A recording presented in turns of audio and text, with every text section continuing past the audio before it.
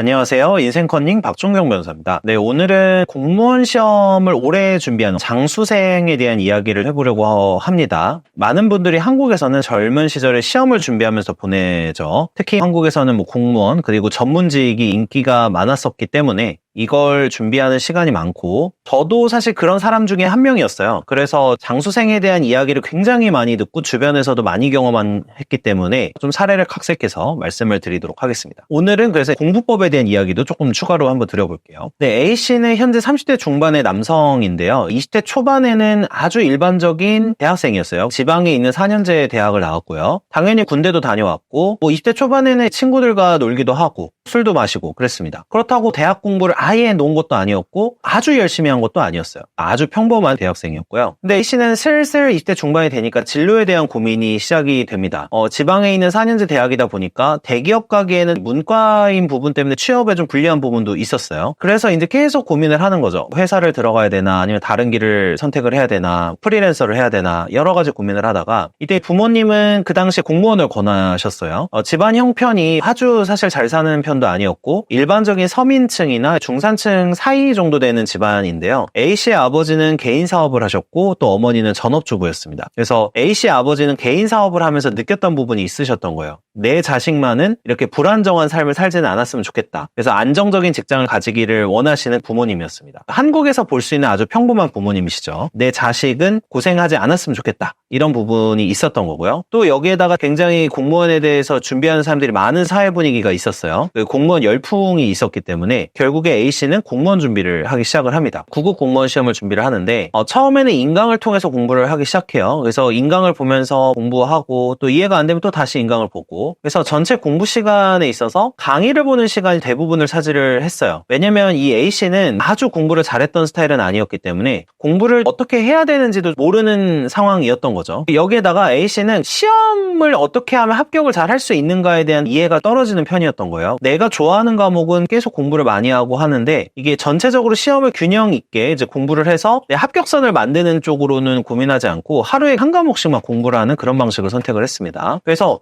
초반에는 성적이 오르긴 했었는데 일정 수준 이상의 점수로 올라가질 못하는 상황이었어요. A씨 나름대로는 열심히 공부를 하긴 했는데 그래서 결과적으로는 한 3년 4년이 지나면서부터는 합격선 앞에서 늘 낙방을 하기 시작을 해요. 0.5점에서 1점 차이로 늘 낙방을 하고 이러다 보니까 A씨는 더 미쳐버릴 것 같은 거죠. 조금만 더 하면 합격할 것 같고 공부를 열심히 하는 것 같은데 합격을 못하는 상황이 반복이 됐고요. 이런 식으로 몇 년이 더 지나가 버렸습니다. 그래서 거의 10년 가까이 준비하게 되는 상황이 된 거죠. 그리고 최근에 2025년부터는 시험 유형도 바뀐다고 해요. 또 새로 준비해야 되는 상황이 된 거죠. A씨는 앞으로의 삶이 굉장히 막막한 상황입니다. 지금까지 시험 준비를만 해서 다른 업무 경험이 있는 것도 아니고 요즘에는 유튜브에 검색하면 공무원의 의원 면직 브이로그가 있어요. 그만뒀다는 거죠. 그래서 항상 박봉이라고 얘기하고 공무원의 단점 등을 막 이야기하는 그런 영상들을 보면서 합격을 한다고 해도 만족을 할 수 있을지 합격은 할 수 있을지 다 고민이 되는 상황이에요. 근데 점차 집에서 혼자 공부를 하고 있는 A씨를 보면서 부모님은 굉장히 표정이 안 좋아지시고 굉장히 힘든 부분이 보이시기 시작합니다. 나이도 드시기 시작하시고요. 그래서 점점 더 A씨는 불안해지는 상황입니다. 이게 제가 주변에서 보는 공시 장수생의 모습이고요. 계속 떨어지다 보니까 자존감이 많이 떨어져 있는 상황이라서 조언을 할 수가 없어요. 왜냐면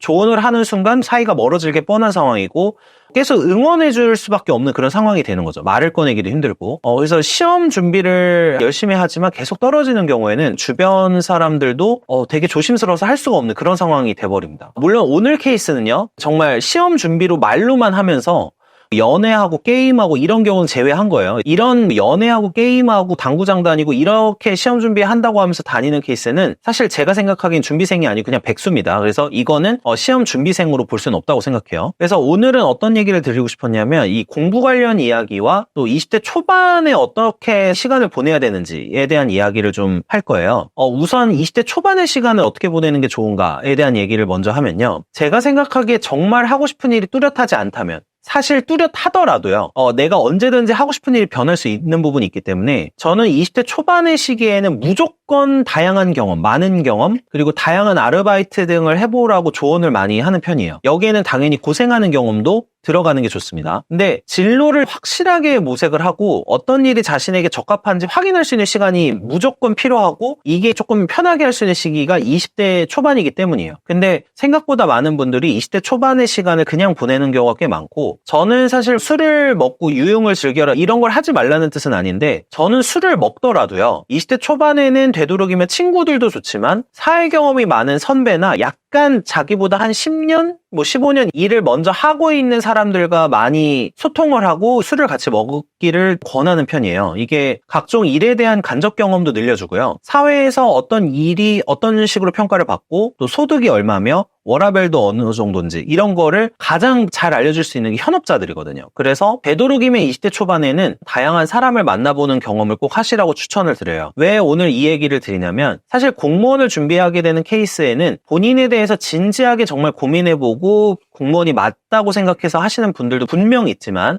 생각보다 많은 케이스가 내가 어떤 걸 해야 될지 모르기 때문에 공무원 시험 준비를 하기 시작하는 경우도 있다라는 말씀을 드리고 싶어서 그랬던 거예요. 그러다 보니까 자기 적성이나 이런 거를 판단하지 못하고 그냥 주변에서 공무원 시험 준비를 하기 시작해서 이걸 보고 시작한 케이스, 이런 케이스들이 생각보다 많다라는 거를 알고 있기 때문에 말씀을 드리고요. 진로에 대한 고민은 친구들과 이야기하는 것보다는 인생 선배들이나 경험이 많은 선배들과 이야기를 하는 게 훨씬 더 도움이 많이 된다는 거, 이거는 꼭 말씀을 드리고 싶었습니다. 그래서 20대 중반 정도부터 이 진로 모색을 시작을 하다 보면은 사실 시간이 부족할 수밖에 없어요. 그래서 아까 말씀드린 주변 흐름이나 환경 그리고 사회 분위기에 따라서 진로를 결정하게 되는데, 나에 대해서 객관적으로 파악할 시간이 부족해지면은 직업 선택에 있어서도 조급해지게 되고 그런 상황이 된다는 거죠. A씨의 사례도 사실은 20대 초반에 진지한 어떤 진로 모색을 하지 않게 되면은 주변에서 하고 있는 걸 하게 되거나 그냥 부모님의 이야기로 진로를 시작하게 되는 그런 케이스들이 많다는 거를 말씀드리고 싶었고, 그 다음에 공부 이야기를 사실 좀 해보면요. 이거는 제 개인적인 경험일 수도 있어서 일반화할 수는 없을 수도 있어요. 근데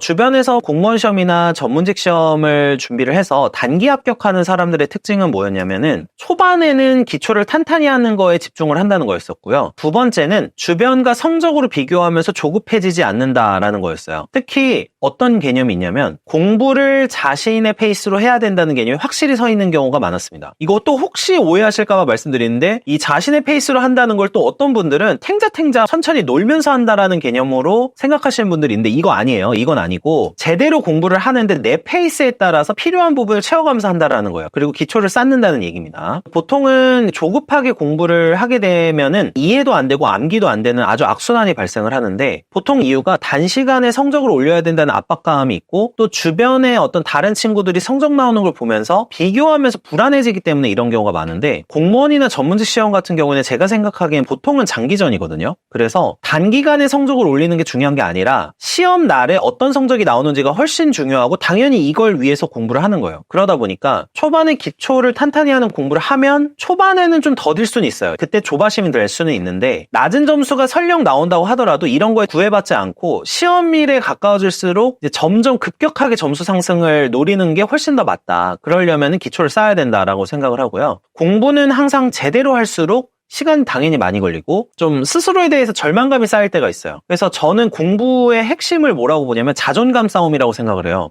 물론 재능 이런 부분 당연히 있는데 재능이 어느 정도 비슷한 수준이라고 하면은 결국에 자존감 싸움이라는 생각을 하고, 나에 대해서 어느 정도 믿음이 있어야 천천히 자기 페이스대로 공부를 끌고 나갈 수가 있고 기초를 쌓는 데 있어서 조급함을 느끼지 않을 수가 있어요. 이러면 처음에는 더디지만 나중에는 훨씬 더 큰 효과를 보게 되고, 단기간에 합격하는 친구들을 보면은 처음에는 느리게 천천히 올라가다가 갑자기 그래프가 이런 식으로 올라가요. 이렇게 완전히 곡선으로 해서 지수함수로 올라가죠. 지수함수로 올라가게 되는데, 그러니까 이런 식으로 올라가는 친구들이 단기간에 합격을 하더라라는 거고요. 특히 A씨 같은 경우에는 제가 이걸 사례로 각색을 했는데 제 주변에 있는 얘들을 사실 참고를 한 거거든요. 이게 뭐냐면, 공무원이나 전문직 시험 같은 공부는 고등학교 내신 공부를 하듯이 벼락치기로 할 수 있는 공부가 아니에요. 공부의 흐름이나 호흡이 완전히 다른데, 공부를 초중고등학교 때 아주 제대로 한 건 아니었던 친구들이 공무원 시험 준비를 하다 보면은 마치 고등학교 때 공부를 하던 것처럼 공부를 하는 케이스들이 있어요. 근데 이런 거는 시험 유형을 제대로 파악을 하지 못한 거고, 그래서 고등학교 내신 때 공부하던 것처럼 공부를 하게 되면은 공무원이나 전문직 시험의 경우에는 어려울 수 있다라는 말씀을 좀 드리고 싶었어요. 그리고 하나 더 말씀드리려고 하는 게, 제가 아까 A씨 사례에 조금 각색해서 녹였는데요. 강의에만 의존을 하는 친구들이 있어요. 예를 들면 수학 과목을 예로 들면 수학 문제를 푸는 방법을 계속 보고 있는다고 해서 실제로 수학 문제를 풀 수 있게 되는 건 아니거든요. 그러니까 이거는 그냥 눈으로 보고 있는 거지 내가 내 실력으로 푼 게 아니니까. 그리고 정확하게는 선생님이 푼 거지 내가 푼 게 아닌 거죠. 그래서 처음에 일반적으로 공무원 시험은 암기 과목이니까 처음에 공부할 때는 당연히 강의를 보면서 흐름도 파악하고 이해하는 데는 도움이 많이 됩니다. 근데 어떤 분들은 간혹 공부하는 거를 강의만 보면 공부가 되는 걸로 착각하시는 분들이 있어요. 그래서 강의는 이해를 할 수 있도록 도와준 도구인데 이건 공부하는 시간이라고 보면 안 되거든요. 근데 실제로 자기 걸로 만들려고 하면 이걸 씹어보고 공부하고 고민하는 시간이 필요한데 이거를 안 하고 강의만 보는 거예요. 그렇게 되면 어떻게 되느냐, 강의만 보고 있으면은 자기 본인은 공부를 했다는 느낌이 들고 실력이 는다고 생각을 해요. 간단한 문제는 풀 수 있어요. 암기해서 강의만 보면은 간단한 문제는 풀 수 있는데 점점 고난도 문제로 조금 꼬는 문제를 하게 되면은 기초가 쌓여있지 않고 내가 고민해서 한 게 아니다 보니까 고난도 문제를 풀기가 어려워집니다. 그래서 초반에 그런 식으로 공부를 하면은 나중 돼서는 성적이 오히려 안 오르고 합격선 근처에서 계속해서 왔다 갔다 하는 정도 수준의 점수만 나오는 거죠. 초반의 점수는 강의 위주로 하면 오르지만 일정 수준 이상의 점수를 받으려면은 자기가 씹어보는 시간이 필요한데 이거를 강의만 보면 공부를 하고 있다라고 생각하시는 분들이 있어요. 이런 부분이 있다 보니까 합격선 근처에서 머물게 되는 거고, 마지막으로 저는 시험 공부는 늘어지면 안 된다고 생각을 해요. 그래서 사례에서도 비슷한데 뭐 0.5점, 1점 차, 그러니까 한두 문제 차이예요. 한 문제 차이나 두 문제 차이로 떨어지는 거에 대해서도 생각을 좀 해볼 필요가 있는데, 예를 들어서 공무원 시험에서 허수를 제외하면 아까 제가 말씀드렸죠. 연애하고 게임하고 당구 치러 다니고 술 먹고 이런 애들은 그냥 허수예요. 그러니까 이거는 준비생으로 보면 안 돼요. 그래서 공무원 시험에서 허수를 제외하면 실제로는 합격선에서 한두 문제 차이에 굉장히 많은 수험생이 모여 있는 거거든요. 그러면 이 한두 문제로 떨어지고 있는 게 나만 그런 게 아닌 거예요. 그럼 결국에 이 한두 문제를 넘어가는 게 진짜 실력인 겁니다. 그래서 이건 운이 없어서 떨어지는 게 아니라는 거예요. 결국에 한두 문제 차이로 연속해서 2, 3년 떨어졌다라고 하면은 이게 실력일 가능성이 높고 공부 방법 자체가 잘못했을 가능성이 있습니다. 그러면 이거는 완전히 다른 식으로 준비를 새로 하거나 이게 아니라고 하면은 무조건 2년 안에 붙겠다라고 정해놓고 준비를 한 다음에 이것까지 못하면 그만둬야 되는 거예요. 그래서 시험에서 장수생의 함정이 뭐냐면 오래 한다고 시험에 붙는 게 아니라는 거예요. 전문직 시험의 경우에도 장수생이 실제로 합격률이 훨씬 더 급감하고 떨어집니다. 시험 준비를 할 때는 항상 이런 부분을 생각을 해야 된다는 게 제 생각이에요. 그래서 정리를 하면은 기본적으로 공부를 할 때 내가 몇 점 차, 아주 한두 문제 차로 계속 떨어진다라고 하면 여기서부터가 진짜고 여기서부터가 진짜 실력이다라는 마인드를 가져야 사실 시험 합격에 근접할 수 있다라고 생각을 하고 있습니다. 네, 오늘은 공무원 장수생에 대한 이야기를 하면서 여러 이야기를 드려봤는데, 공무원이라는 거나 전문직은 시험에 합격을 하면 인생이 달라질 수 있는 그런 것이죠. 그래서 준비를 하는 거나 이런 거 자체는 나쁜 일이 전혀 아니지만 이렇게 장수생으로 흐르게 되면은 인생에 있어서 힘든 과정이 기다리고 있기 때문에 시험 준비를 할 때부터 제대로 준비를 하고 나의 어떤 공부 방법이나 이런 게 잘못됐다고 생각을 하면은 좀 자기 객관화를 통해서 새로운 방법을 시도를 해보거나 기한을 정해놓고 장기화되지 않도록 준비를 하면서 이 기간을 넘어가면 과감하게 매몰 비용이 있더라도 그만두는 그런 선택을 하는 게 인생에 장기적으로 봤을 때는 훨씬 도움이 되지 않을까, 이렇게 생각을 좀 해보게 됩니다. 시청해주셔서 감사합니다.